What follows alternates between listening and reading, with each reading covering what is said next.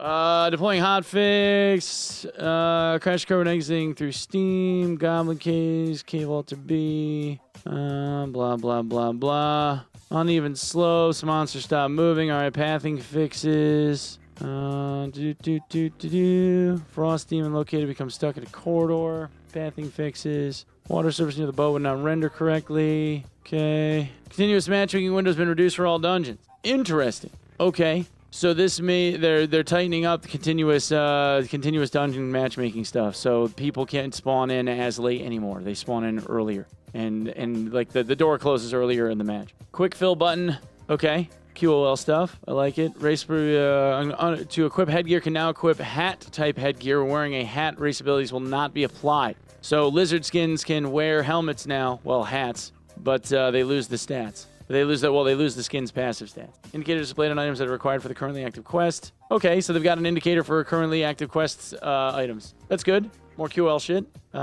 Blue Maelstrom improvements. Stand on the bow of the extraction boat. Improve the behavior and navigation of the white shark. Pirates so they can get out of water via ramps. So pirates can get out of the water and chase you now. Sound effects of the place can be detected while underwater. Okay, probably just made them louder. Sound effects climbing onto boats from water. Okay, so people will hear the splash when you get out of the water onto a boat instead of getting surprised and like stabbed in the back of the head and not hear anybody. High roller difficulty of Blue Maelstrom increased rewards for multiple modules. Visibility of certain equipment icons. Loading illustration. Okay. Blue drop rate in Squires to Riches to match that of normal dungeons. Wait, it wasn't as good? That doesn't even make sense. Why wouldn't it have been as good? That's crazy.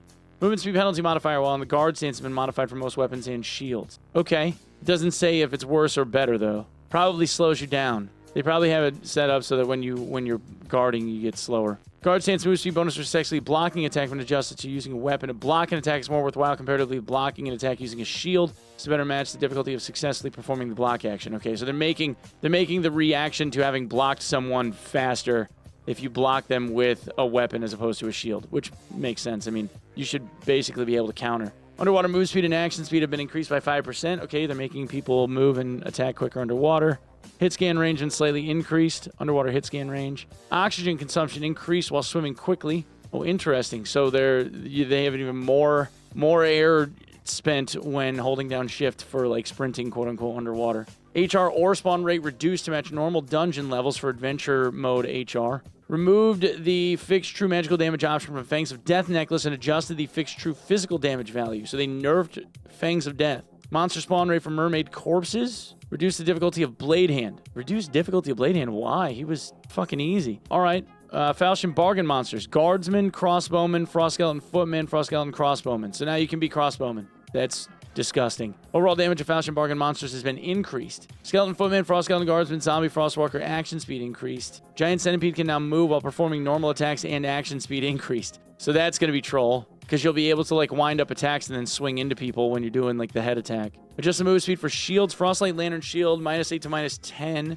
Lantern Shield, -10 to -12. Round Shield, 12-13. Heater Shield, 15 to 20. Okay, so move speed penalties for shields across the board got higher. Lantern move speed bonus has been adjusted from 0.3 to 1.5% to 0.3 to 1%. Okay, so tops out on 1% increased move speed. Still worth taking. I mean, why wouldn't you? Weapon damage decreased by 1 on club. Move speed decreased by 2. Knockback distance on hit for the hand cannon has been increased. Club is still going to be like the go-to weapon. That's not going to do anything. Q-Staff received a +1 weapon damage increase. Golden Scripture Solaris move speed, it changed from -10 to -15. Oh, that's weird.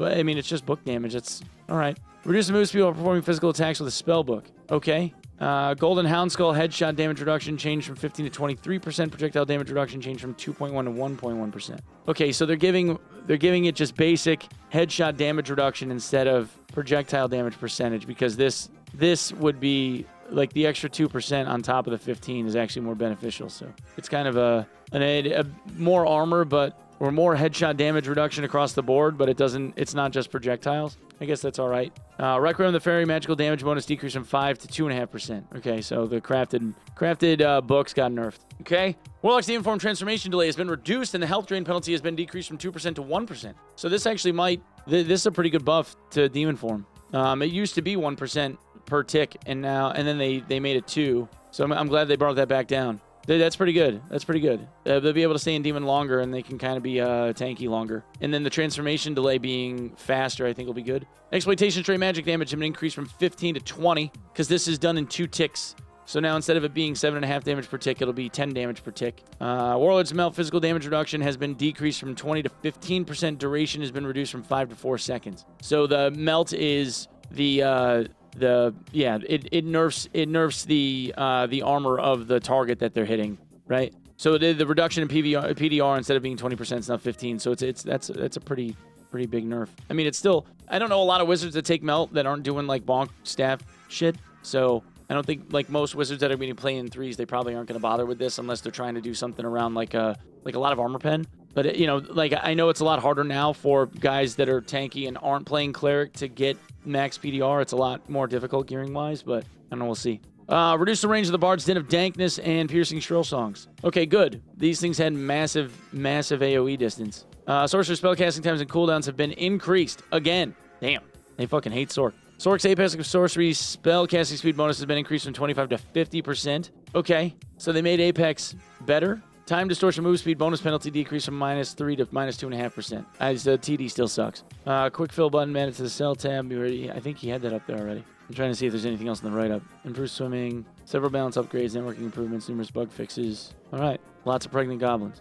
And then he had something in the kitchen. Man, he hasn't written in this thing in a minute. It's been a month. Blue Maelstrom and share a bit of my thoughts on random dungeon, high roller, and circle. Challenge still isn't completely over. Blah, blah, blah. 2 reasons we felt this map needed to be made. Place a lot of value in giving players a truly new experience. I mean, I like Water Map. I think Water Map's pretty sweet. Underwater combat is notoriously difficult to implement. When we first considered it, we had plenty of concerns, but that's exactly what I felt was worth challenging. We're aware of certain classes struggle not being able to use fire magic underwater, and we'll work on ways to make sure they have viable options. That said, unfortunately, fire is not going to work underwater. I mean, they just need to give wizards like a bunch of ice spells, and it'd probably be fine. We carried out a lot of research and development.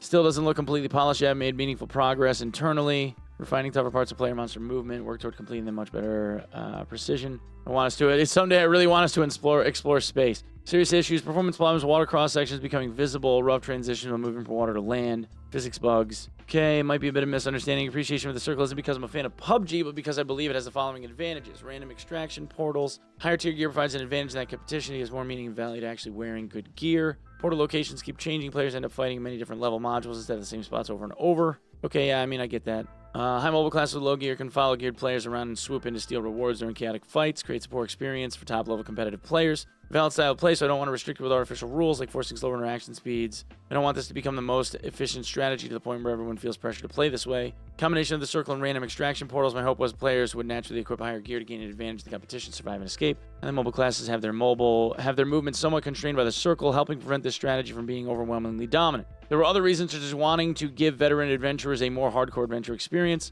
After seeing how the circle works in the Blue Maelstrom and how players interact with it, I was able to clearly understand the exact reasons why players dislike it. The layout of Blue Maelstrom, where the bosses are placed in 2 opposite corners, ended up being very unsuitable for boss grinding when combined with the circle. S2R and Arena players generally had little issue with the circle, while players who enjoy any of the extraction modes had much stronger concerns about it. Completely understandable feel of the design element, blah, blah, blah, blah, blah. Fully agree.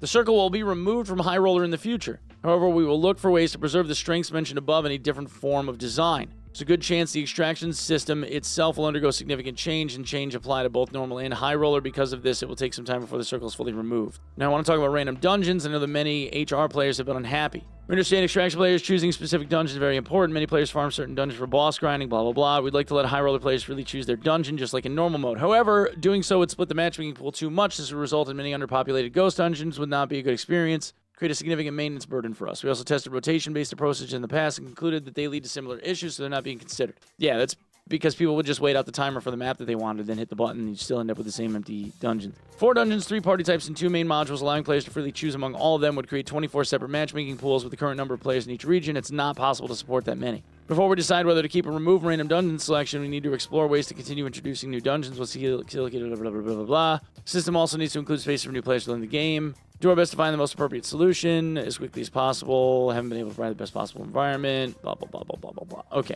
So, yeah, I mean, all of that makes sense. All that makes sense. Honestly, like, and maybe I'm alone in this, but the guys that complained or continue to complain about not liking random matchmaking is just due to them wanting to grind a specific map for a specific boss for a specific piece of gear. And I can understand the desire to want to be able to do that, right? You want to just run it back on the map that you were in, the thing that you prefer to do. Everybody's entitled to like wanting their entertainment the way that they want it. But it's like you can have one or the other. You can't have both. You can either have your choice of dungeon and no one to fight against, or you end up having a random dungeon with lots of competition. So if you want PvP, this is just the way it is because the game doesn't have 200,000 concurrent players. That's kind of just it. I don't know, you know, there's really no other way around it. So yeah, I mean, that's pretty much it. I don't really, it makes sense. It makes sense. And that's not even me like glazing or anything. It's just like numbers are numbers. Like there's not really much you can do there. And 4,000 people online, it's not possible to not be random. Right. And I mean, like they're going to obviously have suppressed player numbers because most everybody that was, you know, that would have been playing Dark and Darker has started playing like Arc Raiders and Tarkov because those games are out and, you know, they're new and they're fresh and they're interesting, and like Dark and Darker isn't like the hype game anymore. It hasn't been for a couple of years. So, it's all going to have like its ebb and flow. And there'll be moments in time where people flood back in and it'll be 24, 25 concurrent players, whatever. Right now, it's like kind of deep into the wipe cycle and you're just not going to see that at the moment. It is what it is, man. Anyway,